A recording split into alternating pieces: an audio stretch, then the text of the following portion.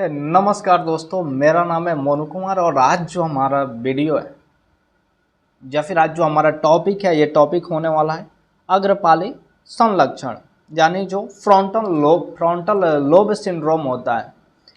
इससे क्या समझते हैं या फिर किसे कहा जाता है और इसके संबंध, लक्षणों एवं व्यवहार में परिवर्तन की जो है विवेचना करना है। तो फिर आइए और देख लेते हैं इस क्वेश्चन का आंसर। इसमें बस इस क्वेश्चन में केवल संलक्षण के बारे में यानी सिंड्रोम के बारे में समझना है और व्यवहार में क्या क्या परिवर्तन होते हैं, बस इतना ही जानना है। तो हो सकता है नेक्स्ट जो आगे क्वेश्चन आए उसमें मिल जाए कि व्यवहार का परिवर्तन तो ठीक है, लेकिन इनका नैदानिक यानी जो है डायग्नोस्टिक जो है इलाज है या फिर जो भी चीज़ें हैं वो कैसे होता है, उसके लिए हम एक अलग वीडियो लेके आएंगे। लेकिन इसमें केवल व्यवहार परिवर्तन और अग्रपाली संलक्षण के बारे में ही हमें जानना है। तो आप जानते हैं कि मस्तिष्क को है ना मुख्यतः दो भागों में बांटा गया है, बायां गोलार्ध और दायां गोलार्ध। और इसके अलावा जो ये गोलार्ध हैं ये भी चार चार भागों में बंटे होते हैं, जिसमें अग्रपाली आता है और उसके बाद दृष्टिपाली आता है, फिर उशंखपाली आता है और एक लास्ट आता है हमारा, उसको क्या बोलते हैं,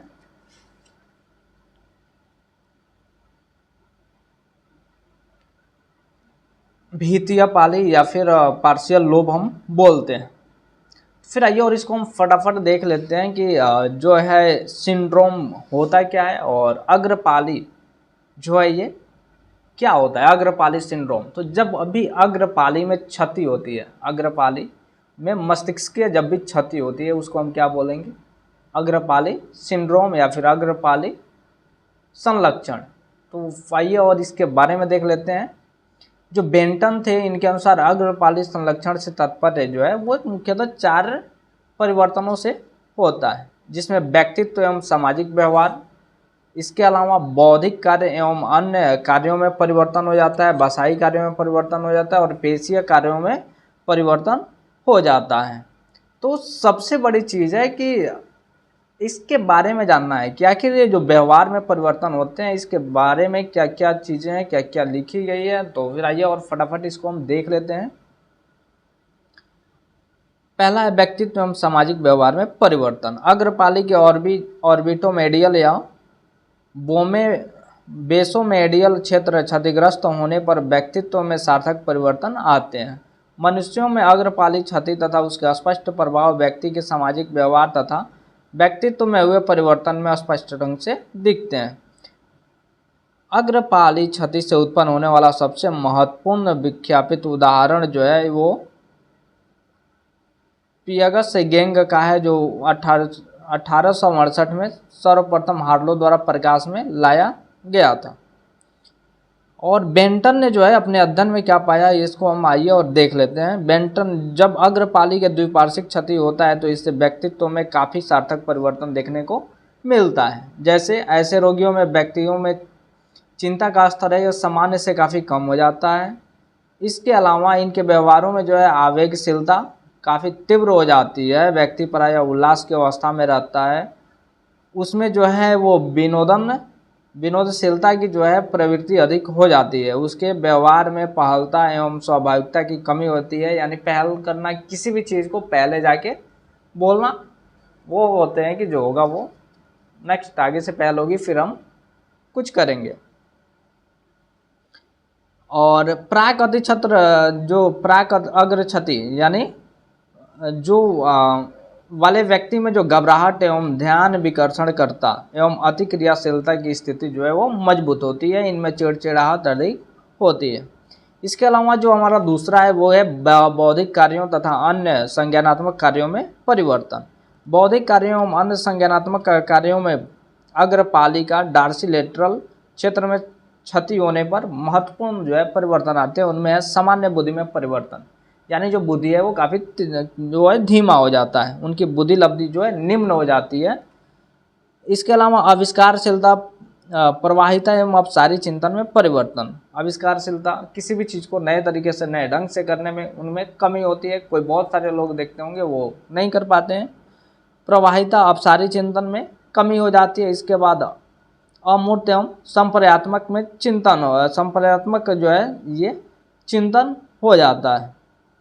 जब अग्रपाली क्षति वाले रोगियों को दो वस्तुओं में समानता के आधार पर कोई अनुक्रिया करने के लिए कहा जाता है तो मूर्त अनुक्रिया ही अधिक करते हैं तथा अमूर्त अनुक्रिया के बारे में सोचते ही नहीं है। जैसे कि उनको कहा जाए कि सेब और नाशपाती में क्या समानता है तो प्रायः ये कहेंगे कि दोनों के ऊपर एक छिलका होता है, ना कि वे कहते हैं कि दोनों फल हैं। इसके बाद जो है योजना बनाने में इनको समस्या आती है। इसके अलावा समस्या समाधान करने में भी समस्या होती है। लक्ष्य निर्देशित व्यवहार को संगठित करने की क्षमता में भी इनके अंदर परिवर्तन हो जाता है। और इसके अलावा जो है स्मृति कार्यों में भी इनके परिवर्तन हो जाता है।